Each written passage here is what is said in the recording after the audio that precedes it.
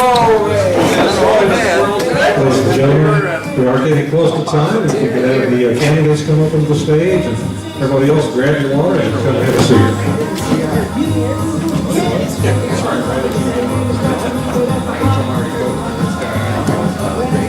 Let's make up your mind for sure.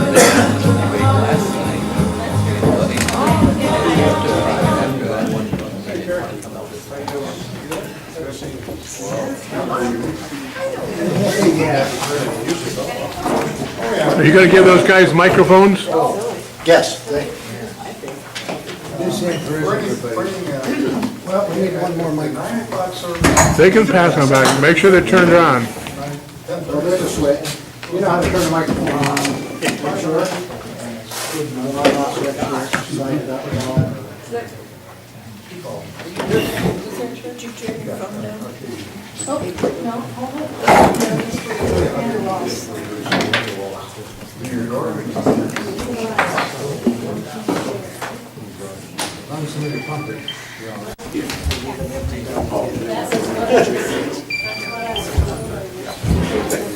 Okay. And heavy drop, you see me goes second and I'm so excited. Hi, Nancy. Who got four? Except you got a bigger cup. Oh, jeez. In order. 1, 2, 3. Just the way we're sitting. Yeah, but are you going to go from the left or from the right? 1, 2, 3, or 1, 2, 3? It's so confusing.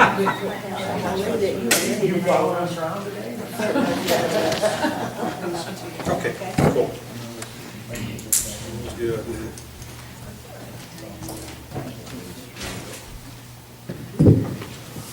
Gosh, everybody followed the orders and got up here. Thank you. Good evening, ladies and gentlemen. My name is Glenn Zaring. I'm the moderator this evening, and we are having our District 35 State Senate Candidate Forum.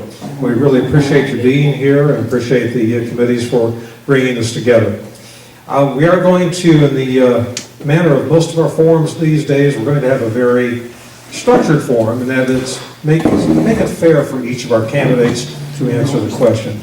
Give us sufficient time. We'll be starting with a 3-minute introduction from each of the candidates. Then when we get into the questions, they will have 2.5 minutes to answer each question. And then at the end, they'll have a minute summation. And we are, again, for the timing purposes, we have a timekeeper down here in the front. If you see the yellow card come up, that is a 10-second warning. You see the red card, I get to come over and go, okay, stop. Something like that. So we'll keep it civil, but we're just trying to keep command of the time in here to make it fair for everybody.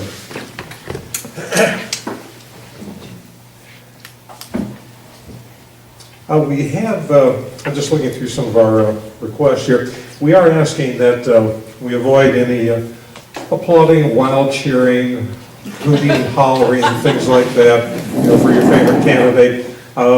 We'll be civil. Let's wait until the end when we can thank them all for volunteering even to run for office in these crazy days, but for being here to be with you. So please just hold the cheering down. We do have questions, and the questions actually were compiled from those submitted to the committee, and we have about 6 or 7, depending on our time frame, we will be asking. And the reason that Kathy was up here and everybody was pulling out of the cup, we had pulled straws so we could see who gets to go first, second, and third. Strange enough, it's just the waiter sitting right now with Carrie being first. What I would like to do now is like to read an introduction for each of the candidates, and then we'll head into their opens. And these, again, were provided by our candidates. First for Mr. Urka, Kerry Urka is a simple local farmer. He is not out to get along with everyone, but to stand up for people rather than groups and lobbyists. That's Kerry Urka, on the end. Mr. Rendon, Bruce Rendon in the middle.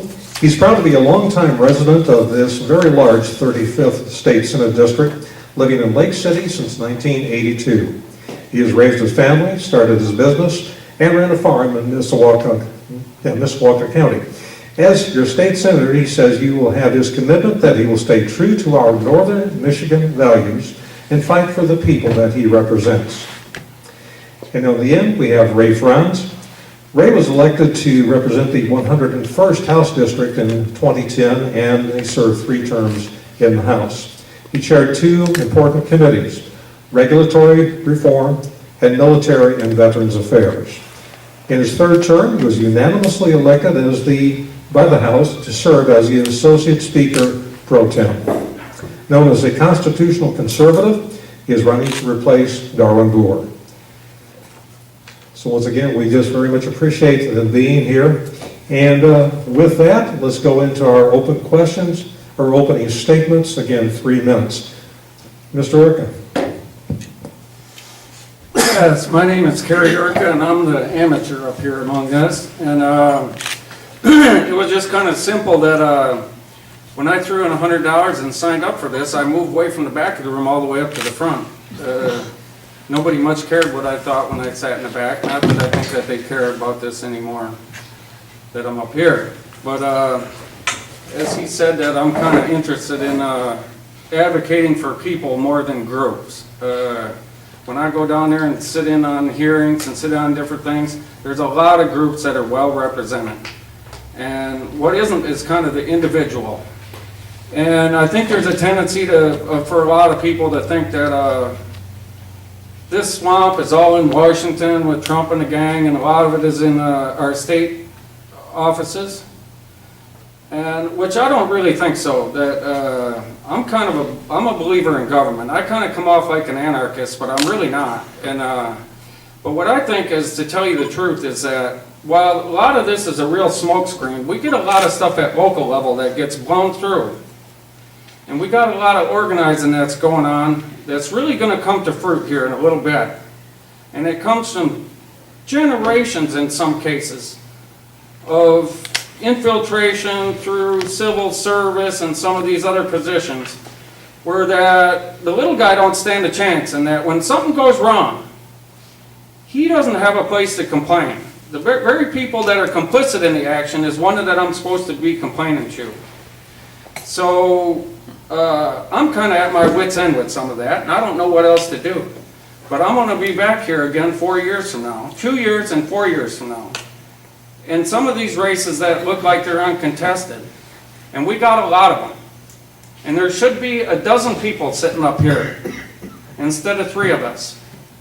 And it really saddens me the way some of this goes. We even got some of the races, in I believe 1 or 2 of them from the federal rep, that are running uncontested. And that I was kind of interested in the Democrats a little bit, but I kind of hate to say it with the thing, but they're really some of the dumbest politicians that we got in this area, to tell you the truth. Is they seem to be mighty happy to be in second place. And I guess nobody in second place is trying to steal your job. It's the best thing I can figure out about that. Because a lot of times when I go ask why, nobody really knows why. And a lot of these issues are designed for everybody to take up sides. In some of these races, I've heard about our gun rights, and that seems to be the only one that I hear about. I don't hear about any other civil rights. We seem to ignore the other 9 amendments to the Bill of Rights. And it's a real problem. I'm kind of interested in due process and following some of the standards that's been set forth. Mr. Urka, thank you for your comments. That's it. Now, Bruce Rendon with his introduction. Well, first,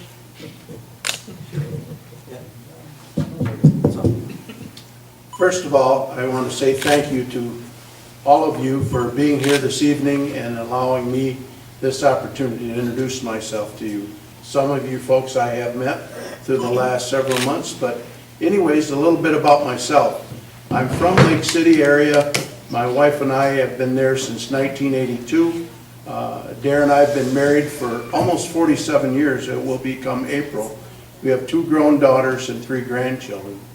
While in Lake City and before, I've been a licensed builder since 1978, And in here in the north, I've made a payroll for over 30 years. Hiring my folks were employees. I supplied benefits to them. They weren't 1099. They had master medical health insurance, and most of my competition did not do that. And while doing that, there's never a job that I didn't complete, and I wasn't a spec builder. I was taking people's largest investment of their life. I finished their job, collected my money, and I never was sued. I think that speaks highly to my integrity. I also have been a dairy farmer and know what that's all about. I still have cattle today. We did sell our farm, but a young man that I had mentored has the cows that I still have. So we've been very involved in two very large industries that are pertinent to the state of Michigan. So I was elected to the House of Representatives here in Michigan in the election of 2010, took office January 1 of 11, served the 3 2-year terms that we are allowed, and finished at the end of 16. While I was there, I served on many committees, but I served as chair of Tourism and Outdoor Recreation, which is especially pertinent to us here in northern Michigan, as well as vice chair of Natural Resources. I also served all 6 years on agriculture. I was on Commerce and Trade, Regulation Reform, and Local Governments, among others. But that experience has helped me to move Michigan forward. We still have more work to do. And I tell you what I'm about. I'm about protecting our natural resources, the unborn, and our constitutional rights. Thank you very much. Thank you, sir. Now, Mr. Ray Friends. Thank you very much. I appreciate everybody taking a little time off on this beautiful evening to be here. I'm Ray France, and I'm running for the state senate for the 35th district, and I'm a resident of Onekama, where I brought my family back in 1978. I have 2 sons and 7 grandchildren. I bought the store in Onekama. I'm a journeyman meat cutter by trade, and almost immediately got appointed to the village council, where I served almost 30 years on the village council, 6 as its president. I also served as the street administrator, where I helped snowplow and prick up brush and that kind of stuff. And I also operated the sewer system for Onekama for 15 years. At the township level, I was a deputy township supervisor. I sat on the board review for a dozen years, 6 as its chair, and I'm a 30-plus year veteran of the fire department and a medical first responder. The last 6 years, ending in 2016, I was the state rep for this area, 101st, and served on several committees, and like energy and education, agriculture, local government, and chaired military and veterans affairs, chaired regular reform, and as one of the most conservative members of the House, I was still unanimously chosen to be the Associate Speaker Pro Temp of the House, which was a great honor. Means I actually ran session on most days. Think about it this way, out of 10 million people in the state of Michigan, only 4 got to do what they allowed me to do, and I thought that was a very great honor. So, there's 3 reasons why I'm running for the Senate. First of all, I believe that my years of experience, my knowledge, and my, quite frankly, my relationships built on the leadership team gives me the best opportunities to serve the people of the 35th district. Secondly, I believe that we did remarkable, tough work in our early years, made some very tough votes that have turned this state around. We are on the right track and looking forward to a great Michigan and the upcoming boom that we're going to see across the nation. And we're positioned to take advantage of that. And the tough votes we took in our early years were responsible, and I want to keep that going. Finally, I believe that there is a difference between candidates. Not that anybody's bad, but that we disagree. There is some differences. And I so firmly believe in my conservative principles and values that I think I very strongly represent the regular people in this 35th Senate District. So I look forward to the opportunity of serving. I look forward to the questions tonight, and thank you all for being here. Thank you, sir, and thank you, gentlemen. We'll head right into the questions now, and we'll start with Mr. Urka. This is one we'll probably all be able to identify with. The condition of Michigan's roads is horrible. What are your plans for repair of our northern roads, and where will the money come from?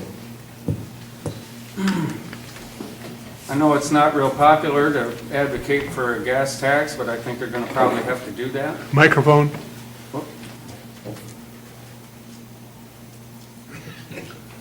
I know it probably wouldn't be real popular to advocate for a gas tax, but I think that's gonna be the reality. There's another district here somewhere south of here, there was a guy named Ed that, I forget exactly how they did it, but they developed some kind of local control over their roads. It might have been through some millage operations, but they ended up raising a lot of their own road funding. And that's a kind of a mandated tax where that it isn't coming from grants and other things from other state resources. And I think that one of the things that I've seen a little bit of a problem is that when we get state grant monies, is it gets mandated for what it's supposed to go to. And I talked to one of the guys here at the local road commission, and he said it's a great thing that we got this money, but we don't need to run up and down 31 today to, with our blade down. He would like to be able to take this truck out and do some good where that it needs to be done good, instead of the whatever the guidelines that they got the extra bonus money from the state for. And some of the tax cuts that we've given, while I kind of agree with some of that fundamentally, it seemed like we already had some of the money already well in hand, and we give it back, and it would have been easier to kind of keep it and put it over towards the roads. And some of those were rather large returns, and that while 170 million sounds like a lot of money in roads, it's not really very much. And I was actually kind of surprised at some of the small amounts that were being touted as being big increases to some of the local road commissions. So difficult question. People are going to have to pay to drive. I know Michigan is kind of terrible about that already. And maybe there's some new help for fixing some potholes too. I don't know. There's some new designs coming up that might cheapen a lot of it. Thank you, sir. Same question to Mr. Redden. I'll repeat the question. The condition of Michigan roads is horrible. What are your plans for repair of our northern roads, and where will the money come from? Well, I agree, our roads are in severe condition, but it's been neglected for over 25 years. And my solution to that is not to keep increasing our budget, but to find the money within, and that takes tough decisions. Right now, DHHS and corrections takes up over 40% of our budget. When we can't fund our roads, now we found some extra money this last time, and a few years ago when I was in the House, there was money found, but I think we have to make the tough decision and put road funding into boilerplate. That money is there each and every budget. So that's the answer. We can't keep increasing our budget. A few years ago, we were promised to have back to a 3.9 income tax rate here in Michigan. That needs to get done. That will help us in our budgetary process, but I'm up to making these decisions. They're tough, and I can do that. I go around the state and we talk about allocated funds. A lot of those road funds are from the federal, national DOT, Department of Transportation. And they tell you, like replacing signs, for example, they tell you how you use that money or you lose it. So there are things that need to be changed within this system, but anyways, it's a priority for all of us. People are making decisions whether they can make it to work or not, and a lot of that's due to our road conditions, but we need transportation here in northern Michigan. So anyways, that's where I'm at. Thank you. Thank you, Mr. Redden. Same question to your Ray friends. The condition of Michigan roads is horrible. What are your plans for repair of our northern roads, and where will the money come from? Well, to start with, I don't entirely agree with the premise of the question. Northern Michigan roads are not at the end of their lifespan of the world here. They are significantly worse down in the metropolitan areas, but If you travel the highways and byways, as I have, and quite frankly, I think as Bruce has, also traveling across this district, I'm at max speed plus 10. But anyway, we're at max speed on most roads. So I don't exactly accept the premise that all of our roads are crumbling. That said, we have work to do because we have to make up for more than a decade, almost 20 years of neglect and spending money on roads. For as long as I can remember, the funding for roads has been done through the Act 51, which is supported by gas tax and the revenue from license plates. That's in the Constitution of the state of Michigan. Those are restricted dollars. And it wasn't until just a few years ago during our administration that we actually, for the first time ever, used general funds to supplement that. Because they were in such bad shape and we needed to get some help into it. Then we passed new legislation that would actually was a better compromise than the $2.1 billion sales tax fiasco that was before the voters a year or two ago, which was shot down by what, 83%. We passed a compromise bill that allocated $1.2 billion in new revenue, half of which was new taxation, the other half had to come from existing revenue. Half of the money that was collected went directly to roads instead of through the entire distribution system, a lot of which got siphoned off. And the other half went through the top of the system. That's an important distinction. Now, we're going to take some time to catch up with the neglect for all these years, but with some patience and some forbearance, we will continue to do that. It's imperative to remember we actually phase this money in over a period of time so that as not to create an enormous amount of waste and fraud and abuse.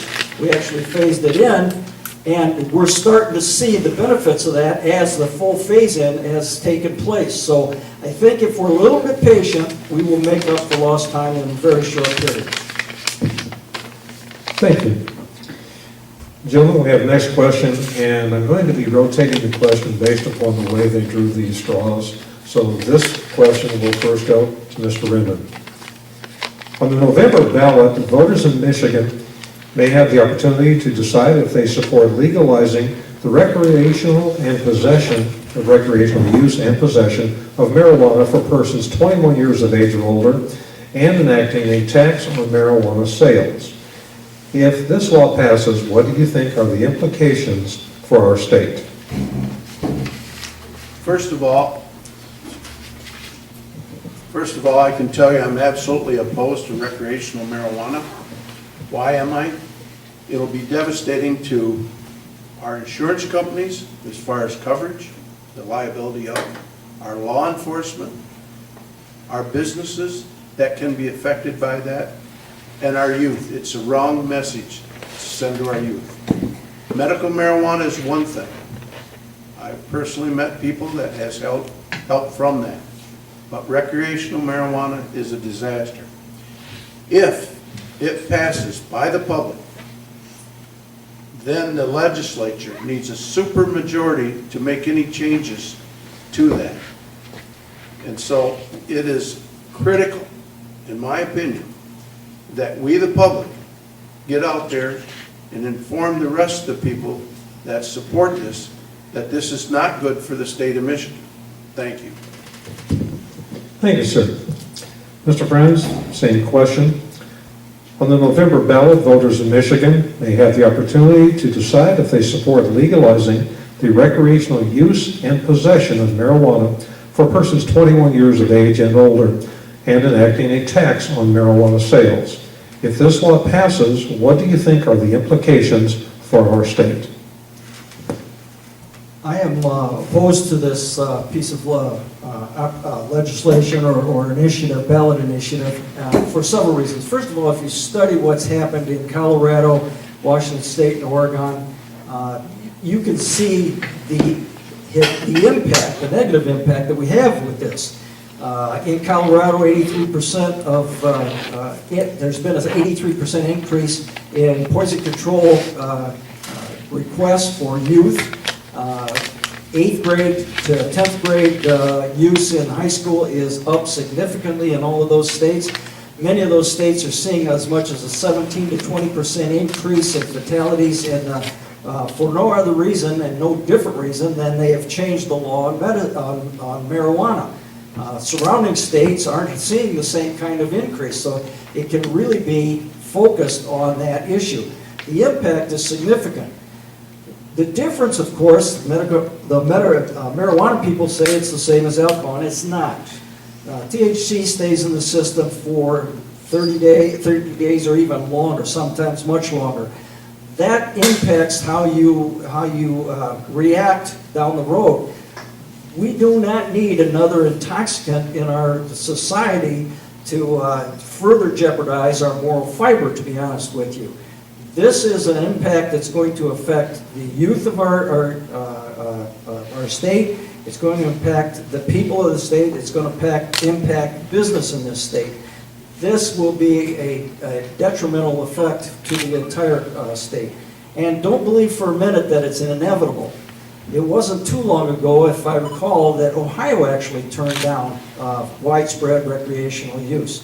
So it doesn't necessarily mean that this is a foregone conclusion.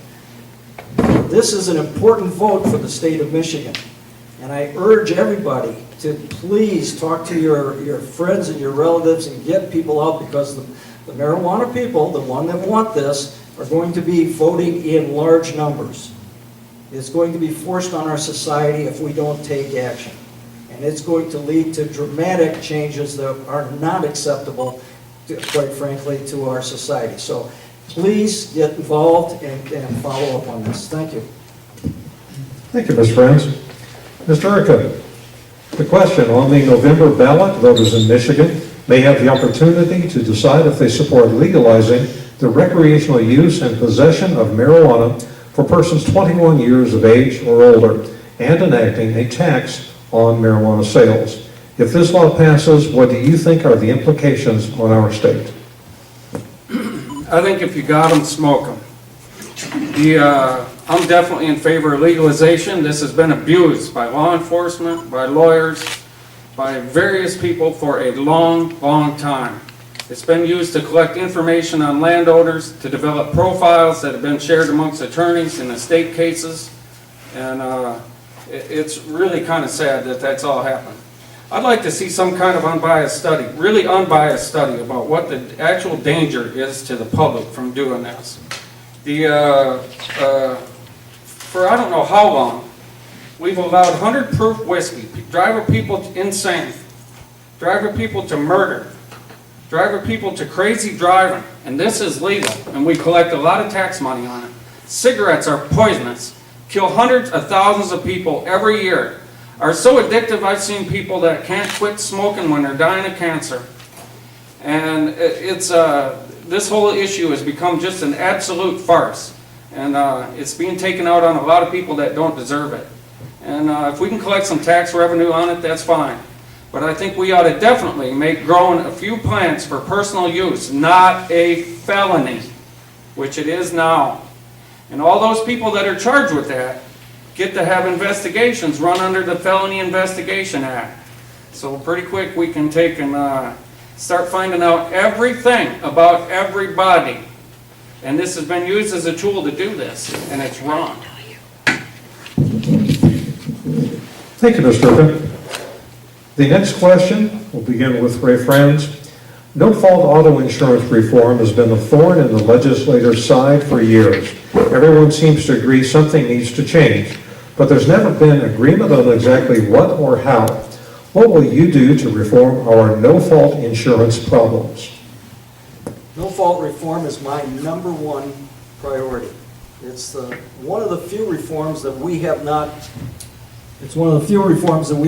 accomplished in our first 6 years, and I think it's long overdue. The state of Michigan has the highest insurance premiums and catastrophic claims fund premiums in the entire nation. We are the only only state in the nation that has uncapped and uncontrolled costs. The only one. We have to make changes. I have 4 different proposals for that. First of all, we changed the cap from 200, down to 250,000 or 500,000, or if you prefer, keep unlimited. But the cost savings would be proportionate. So you would be allowed to keep what you have right now if you want. Secondly, you must control the costs. Every payment for every other service in the state of Michigan is reduced by a certain amount. So that, for example, no-fault insurance premiums, expenses are paid to the tune of 10 times higher than Medicare, Medicaid, TRICARE, workers' comp, any of those kind of things. We have to get that, a cap on the reimbursement rate. I propose at least 150%. That gives hospitals and service providers a premium for that kind of coverage, for traumatic coverage, but still gives some cost controls that we need. Third, there's no reason in the world we should double health care individuals. Those with third-party lifetime benefits, like Medicare, military TRICARE, some professionals like police and teachers have lifetime insurance. Why in the world do they be forced to buy more PIP coverage? That's the same kind of coverage, but they're paying double. We should eliminate that for for people with third-party coverage. And finally, we need fraud authority reform. We have tremendous, especially in Southeast Michigan, we have tremendous fraud that's taken up as much as 15 to 20% of the cost of insurance. We need to address that issue, and with those 4 proposals, I believe that we can save at least 40%, maybe even more, near 50%, and have the reforms necessary and still provide coverage. Thank you. Thank you, Ms. Prince. Mr. Ricca, the question is, no-fault auto insurance reform has been a thorn in the legislature's side for years. Everyone seems to agree something needs to change, but there's never been agreement on exactly what or how. What will you do to reform our no-fault insurance problem?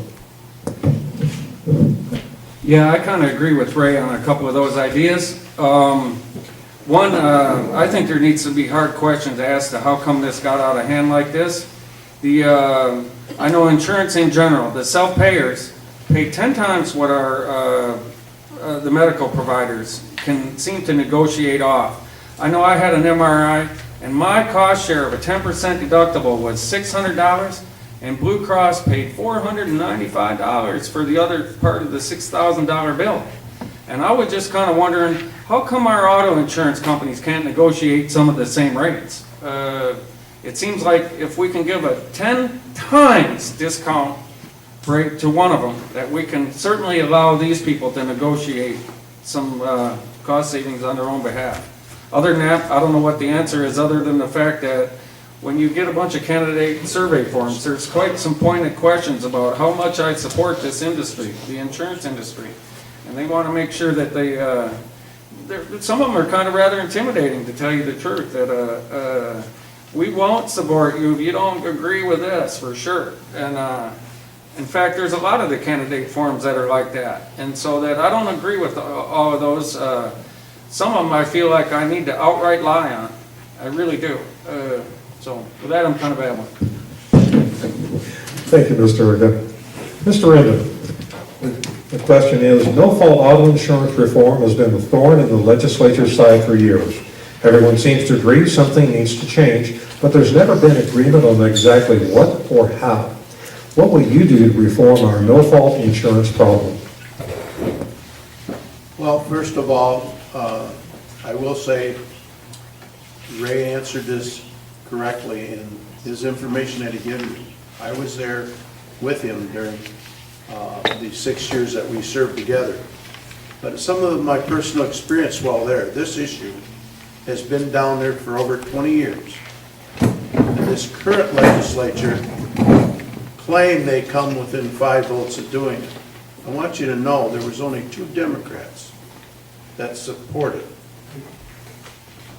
Now, a question I asked while I was there. All my constituents were wanting to save money. And I agree, we need choices. And the plan that they were running is on the right track, and I think it's the closest we've been in over 20 years to getting this done. and I think we will get it done. But my people want to save money on their premium. What can we do about that? And I could never get a straight answer. Oh, possibly we could save $150 1 year. It's really those short votes that we did not get to pass this. Possibly the hospital is their largest employer in their district. There are a lot of forces at work resisting this change, and it all goes right to the dollar bill. So the fraud needs to be addressed. I agree with a commission needs to be set up, but we're not getting straight answers there. It's very obvious. People need choices. If we go back to tort, and you got $50,000 coverage like most of the other states, and then the lawyers take over, I'm not sure that's good. I think possibly we can work with what we've got and make changes and let people have choices. Thank you. Thank you, sir. All right, going to move on to our third question. We'll start with Mr. Orca. What do you see as the most critical challenge facing Michigan's educational institutions in the next 1 to 3 years, and what direction do you think the state should move towards to improve the quality of education for our children?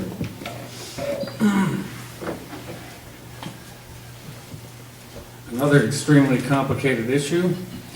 Both my mother and my grandmother were career teachers, and I wouldn't call them extremely politically active, so I don't have a lot of input. They don't instill a lot of that input for me. But I can say this, that I went to an education forum in Manistee, and there was probably 3 or 4 times the amount of people there than there was here. And we had a panel up there of about 10 people. We had a couple of school administrators, a couple of grant administrators, a couple of people from the business community, and not one teacher. We had some teachers in the audience, but not one on the panel. I was surprised not to see an MEA rep there. What I don't, and one of the big complaints that I heard about that at that thing was that we're losing the teacher counselor jobs and we're losing some of these things. And it turns out that we're going to get them, but we're going to get them through another venue. It's going to come through an outfit maybe called Central Wellness, where they're going to be providing all these people as contractors to some of our basic services, where your counselors aren't going to be teachers anymore. The workers at community mental health are not going to be mental health workers. They're going to be contractor supply. And it turns out also that we're going to have right now we have every office building in Manistee filling up faster than we know what to do with. And it seems like they're administrators for programs I never even heard of. And so all these services are ending up being grant funded. And I'm really sick and tired when I go a lot of the places about hearing all the grants that we're going to get. And I'm really a fan, again, a little bit like the roads, of, I don't know if millage is the answer. I can't exactly tell you. I know Ray's a lot more knowledgeable on taxes than I am, and I'm really respectful of that. I watch some of his YouTube. But there needs to be some kind of mechanism for local things to do local work. And if we want our school district to have local control over it, then we're going to have to put some of the local tax bill or figure out how to do that. So I'm not sure exactly what all the answers is. I don't know. Thank you, Mr. Urca. Mr. Rinden, what do you see as the most critical challenge facing Michigan's educational institutions in the next 1 to 3 years, and what direction do you think the state should move towards to improve the quality of education for our children? Well, first of all, we need to get the power back to our teachers and our administrators and get rid of Common Core. We have lost control. I go back to when we were first in office and had to make some tough decisions about pensions and that sort of thing affecting them. And many of our teachers had no idea the amount of dues that was being taken out of their paycheck. That's not right. And this started back in the 60s. We need control back in the classroom. We need the money that our schools are funded by go to that classroom instead of benefits. We have a lot of good teachers, and I defend them. What are we going to do? We need to start educating our children on an early education, but also not everyone is meant to go on to a university. We have many skilled labor jobs available and they're not being filled, and we need to focus our education on that and design our education to fit the jobs that are available right here in northern Michigan. We've lost a lot of our youth because of that very situation. So we need to take over our schools like we used to have control, where the community had control of their school. That's the answer as far as I'm concerned. Thank you. Thank you, Mr. Rendon. Mr. Franz, question. What do you see as the most critical challenge facing Michigan's educational institutions in the next 1 to 3 years, and what direction do you think the state should move towards to improve the quality of education for our children? When I was on the education committee, we started work on third grade reading reform. And to me, quite frankly, that is the single biggest problem facing our education system right now. We have more than a third of our population that are not third grade reading proficient. And if you can't read, if you don't learn to read by the third grade, you can't read to learn the rest of the way through the rest of your life, quite frankly. So we need to finish that third grade reading reform. And that includes parent participation on those individuals. We have to identify them in earlier grades, kindergarten, first grade, second grade, get parent involvement, and with the funding that's already available within the education funding system, we can focus more attention to those that are falling behind and bring them up to speed. Once they're up to speed, once they learn to read properly, they can read to learn the rest of their years. I think some of the reforms that we accomplished earlier when I was in office, like tenure reform, has made good teachers even better. Because now we've allowed schools to take the ineffective teachers and either get them to be effective or move them out. That brings the students into good teachers' classrooms from previous good teachers. That can only benefit down the road as we see the benefit that develop. So I think those are the key things. We also need to get rid of Common Core and get that Michigan-centric standards developed that are important to us. Common Core generally has vertical learning systems. And once you learn one, you're supposed to learn the next and then the next.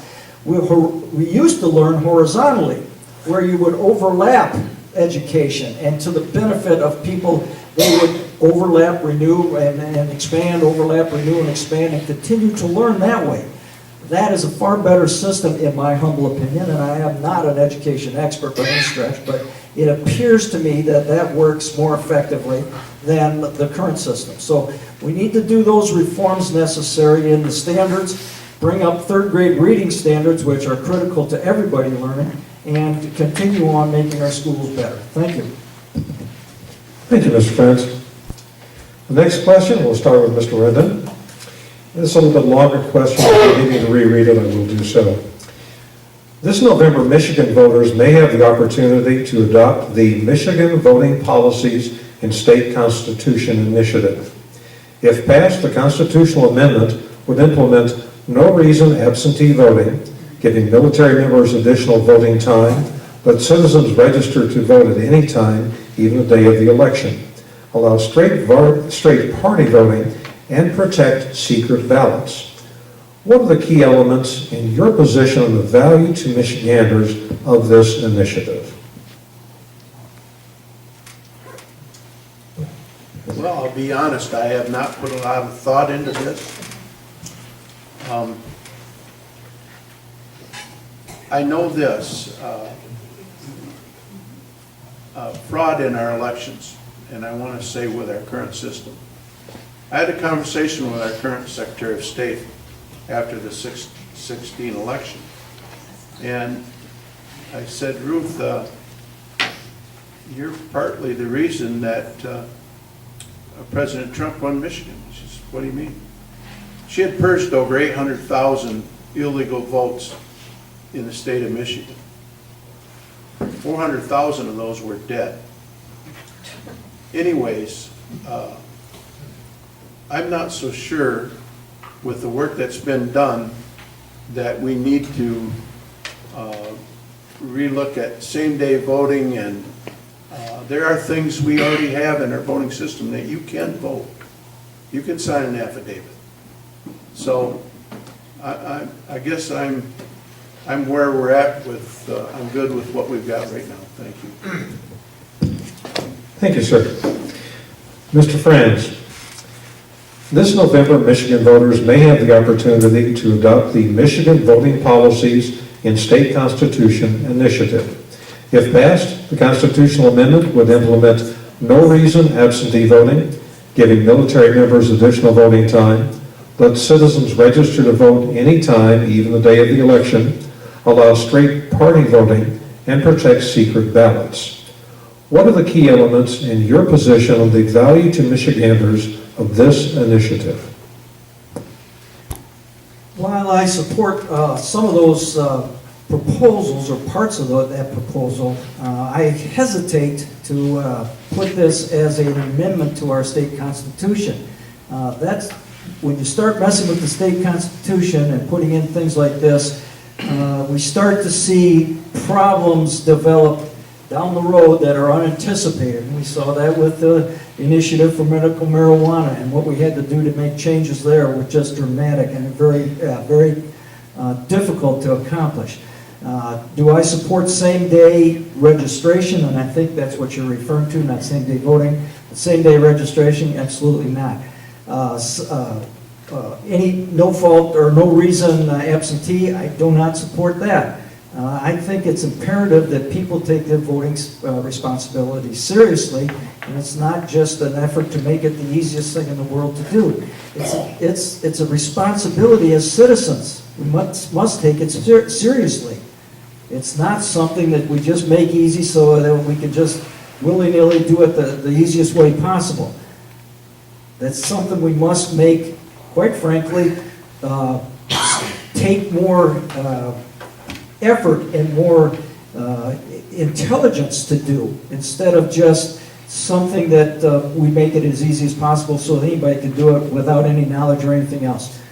That's not the way this is supposed to work in our representative republic. And while I support the military getting their ballots counted better than what it is, quite frankly, it's been a serious problem for a lot of years, because the way we do our primary system and the voter registration and then get out absentee ballots and stuff, the time limits don't lend themselves well to overseas service. So we have to do something along those lines to correct that issue. However, out of all of the things that were in that proposal, quite frankly, that's the only thing I see as something beneficial out of that entire thing. Once again, I'm reluctant to put something that complicated into the state constitution. That should be decided by your representatives, your senators and your state representatives, and then go through the normal process of legislation. Thank you. Thank you, Mr. Franz. Mr. Urquhart, this November, Michigan voters may have the opportunity to adopt the Michigan Voting Policies in State Constitution initiative. If passed, the constitutional amendment would implement no reason absentee voting, giving military members additional voting time, let citizens register to vote at any time, even the day of the election, allow straight party voting, and protect secret ballots. What are the key elements in your position on the value to Michiganders of this initiative?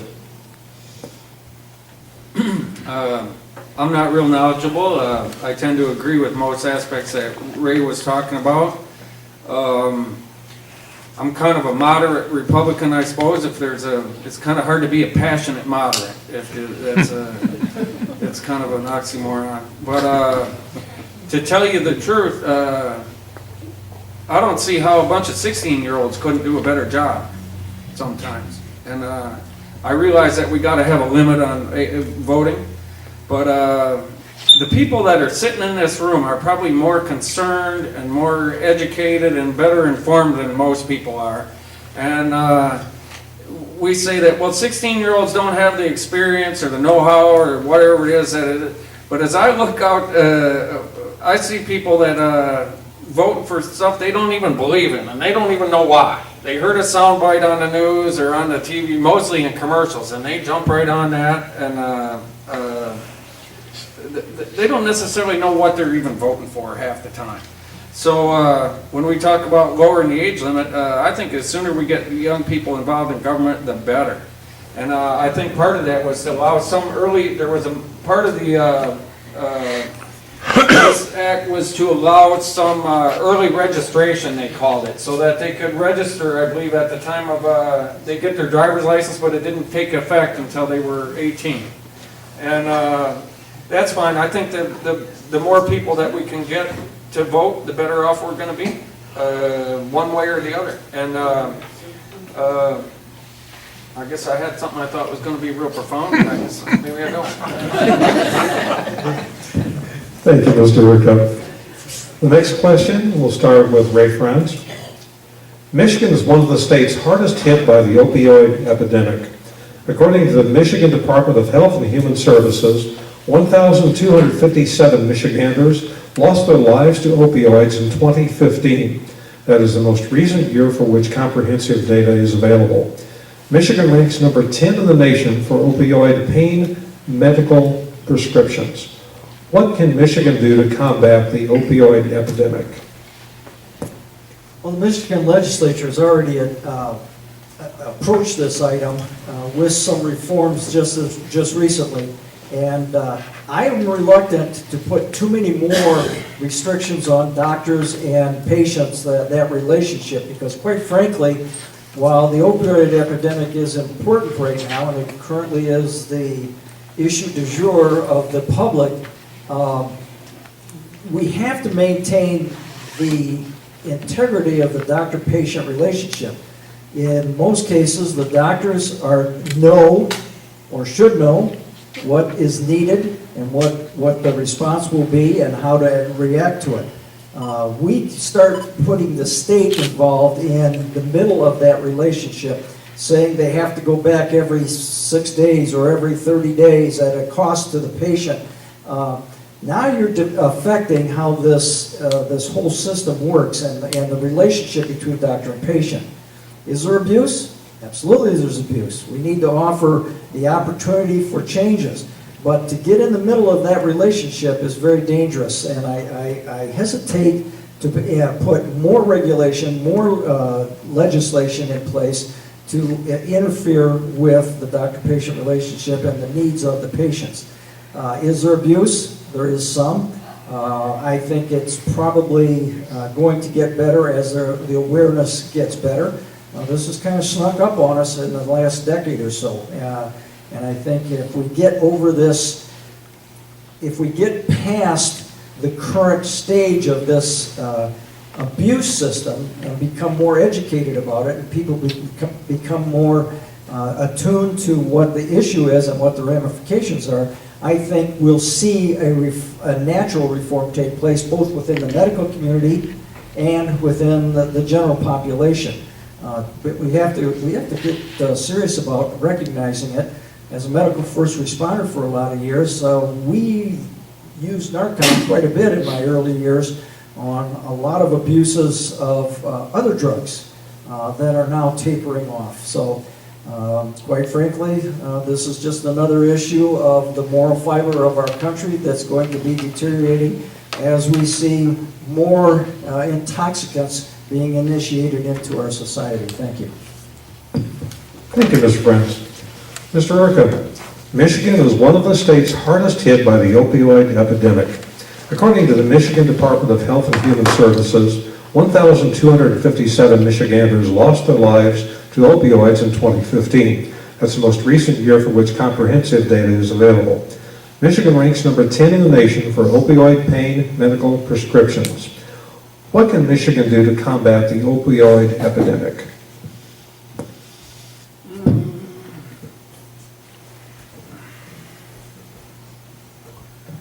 not sure. I know I went to another convention on, that was in this issue, and again, on a panel, not a doctor or a nurse on the panel. But I think these pills got to be coming from somewhere. I know we got a lot of doctors getting a lot of business because they're the only ones that treat this kind of thing, and if you go there, you got it. I know that I had a back issue. I went to the local doctor, and before I could get some, I went through a couple weeks of misery because of this, that they about hit the ceiling when I thought I needed a pill, and they sent me through something else. I couldn't believe it. That I said, I've been the neighbor here next door for 26 years. I ain't never come in here for an aspirin. And most people that have a problem with this have a long history and a long record. I support that registry for people that are getting these prescriptions. I know that there's similarities between some of the other drugs. I know that when we raise the price of smoking dope to some astronomical amount, all of a sudden the use of other drugs come up. That's how that one of these states, I was in Florida during the big crack epidemic, and that was a big factor there. And boy, it blew right up out of nowhere and really, really fast. And when it's I'm around some treatment, I get to see the positive side of drug and alcohol treatment. I'm an alcoholic myself. I've been sober 27 years, and it's one of the strong things. It's one of the highlights of my recovery is to get to see people come in and make it. We get to see a lot of people that don't too. So I'm always really excited and to kind of watch people's progress through this. I haven't seen a lot of people coming through treatment and treatment programs that are facing the opioid thing. I don't know where they're hiding all that. It seems like we would see them more and more and more at 12-step programs. But I don't know where they're at. I don't know what if there's not funding for treatment programs, or a lot of them get through these to these other programs from formal treatment. And there's certainly no shortage of money that's been made off of this this situation. Thank you, Mr. Urquhart. Mr. Rendon, Michigan is one of the states hardest hit by the opioid epidemic. According to the Michigan Department of Health and Human Services, 1,257 Michiganders lost their lives to opioids in 2015, the most recent year for which comprehensive data is available. Michigan ranks number 10 in the nation for opioid pain medical prescriptions. What can Michigan do to combat the opioid epidemic? Well, I can tell you that I have issue with mandating and intervening between patient and doctor. I do not deny the issue. I will share with you, while in the House, I spoke with a couple of different sheriffs within my district. And they felt, yes, opioids is a huge problem, but they told me in our northern Michigan area, marijuana was a bigger issue. The accessibility. I think another constituents, elderly couple, in my district, we had a U.S. Post Office closed. They contacted me. They were very upset. They were no longer going to have their post office box. It was the mailbox. And they were both on quite a few different prescriptions. And we're totally concerned about the theft at their mailbox. This all goes right back down to the breakdown of the family structure. That's what's going on in this country. We have to step up. I'm not sure the state of Michigan should intervene on this. So anyways, that's the big problem, is where our society is headed and the breakdown of our families. A lot of these young people have no guidance, and they are reaching out. Our schools are supplying meals. Some places 3 meals a day. So anyways, maybe I'm not hitting right on it. Opioid's a big problem, but I think the cause is what I've talked about. Thank you. Thank you, Mr. Rendon. The next question, again, is a little bit long, so bear with me. A township clerk asked the following: as someone who bears the responsibility for the integrity of elections in my township, I find it unnerving that someone who doesn't present an acceptable form of picture identification, such as a driver's license, can simply turn the application to vote form over and sign an affidavit attesting that they are not in possession of picture identification. Picture IDs are required for many things, including banking, purchasing alcohol, air travel, and voting seems more important than flying. What are your thoughts on voter ID laws? And if you need me to repeat that, I will. Sorry? Who's it for? Oh, Mr. Urquhart. I would be kind of interested to know what the actual numbers of fraud are. It's a number that gets scattered around a lot. I can't imagine an organized effort that involves hundreds of thousands of votes. Maybe it's so, but I kind of don't think, and at least in our area, it's happening because, and it must be in other more urban areas where that the voters, the people that are running the voting don't know. You know, they know me. When I walk in the door, they already have it ready, and they go, there you go. There could be something to this. I don't know. It's for somebody that's more knowledgeable about it than I am, I guess. Thank you, Mr. Urquhart. Mr. Rennan. We read it here.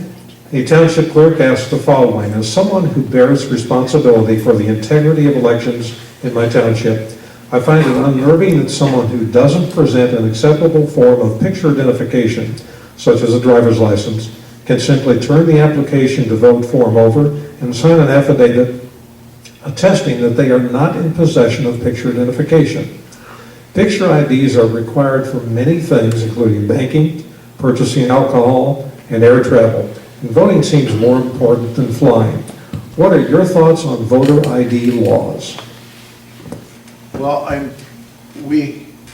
I'll share some real life experience on this. And I mentioned earlier about the fraud that went on and the purging that our Secretary of State did of over 800,000 people off the registry. In 2000, our oldest daughter got married in Monterrey, Mexico. That happened to be when Vicente Fox was elected. In Mexico, on Sunday, the polls opened. No matter what walk of life you come from, you have your Sunday best on, but you have a separate ID, not your driver's license, that has your picture on it and the rest of your identification. If you don't produce that, you don't vote. There is no reason we can't have a picture on our voting. We can have a separate identification. I think we should have it. And we would go a long way. That purging is over 1 million people today. Thank you. Thank you, Mr. Rennan. Mr. Franz, we read this. The township clerk asked the following: as someone who bears a responsibility for the integrity of elections in my township, I find it unnerving that someone who doesn't present an acceptable form of picture identification, such as a driver's license, can simply turn the application to vote form over and sign an affidavit attesting that they are not in possession of picture identification. Picture IDs are required for many things, including banking, purchasing alcohol, and air travel, and voting seems more important than flying. What are your thoughts on voter ID laws? I absolutely support voter ID laws. The problem we have is implementing them. We could pass all the laws we want, maybe. If we have to butt up against courts and federal courts are going to rule against us and go through that entire process, they're the ones that are deteriorating that system. Furthermore, getting stronger voter ID laws through a legislature under the current realities is exceedingly difficult. We're not going to get any votes from the other side on any kind of restrictions on that. It's absolutely out of the question. That would have to be a one-sided, uniparty vote, to be honest with you. And I assume that most of those in our party would support that kind of legislation. I'm not entirely sure anymore if we have that kind of uniform mentality about voter IDs. So I would vote for a voter identification requirement in a heartbeat. I think it's imperative that we keep it, the sanctity of that vote very strong.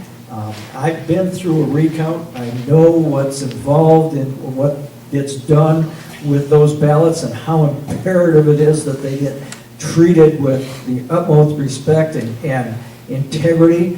I know what it's about when it comes to things like a recount or something along those lines. We must make sure that our ballots, I don't want somebody voting and taking away my vote or negating my vote who has no business being there voting.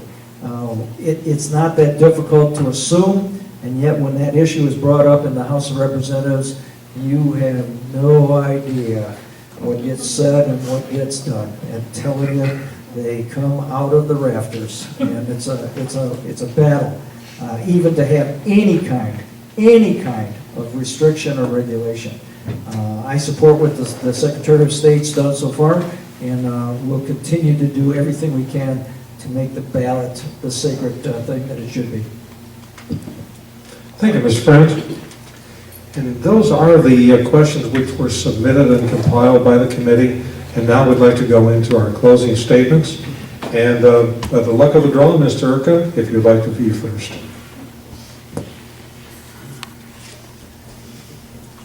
As I said in the opening, I'm mostly for people and not for groups. I think it's fine that every group in the world has somebody to represent them. I'm really kind of concerned about those who don't. And I really don't have a lot to add other than that I'm not really interested in going and getting along with a lot of people. I went down there and I looked around, and I've spent a couple weeks off and on bouncing around the Capitol and watching what people do. And we were asked a little bit about term limits being a good or a bad idea, and I'm still not quite sure about that because it looks like we got a lot of, the Senate especially, it's 27-11 right now. So I don't think it makes a great deal of difference to most people who gets elected there. But it kind of looks like a little bit of the retirement home down there on some days. That, Mr. Randon, your closing statement. Thank you. Well, again, it's been my pleasure to be here this evening and answer the questions. I want you to know that I have always been a people person.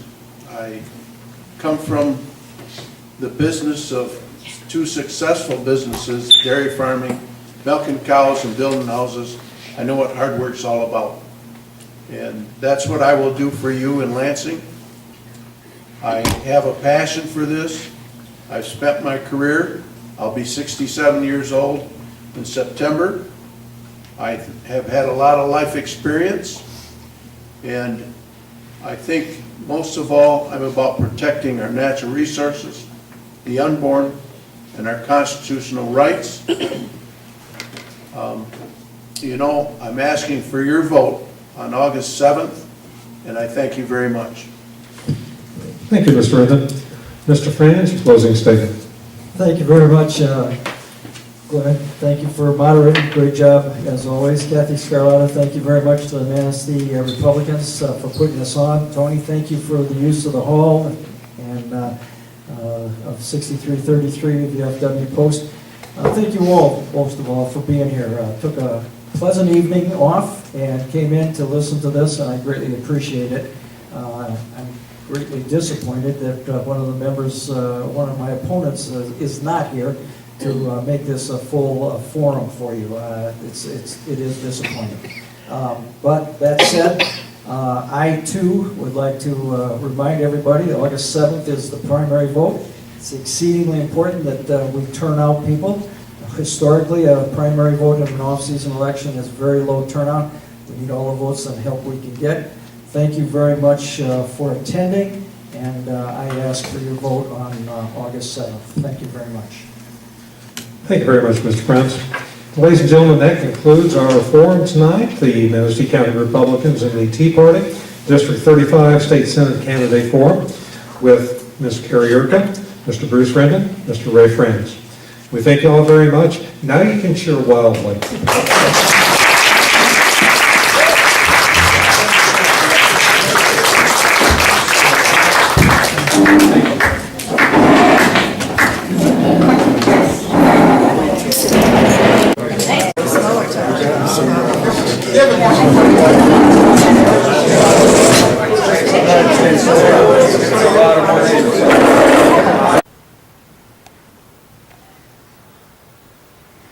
Trying to handhold looking at the moon, it's really hard.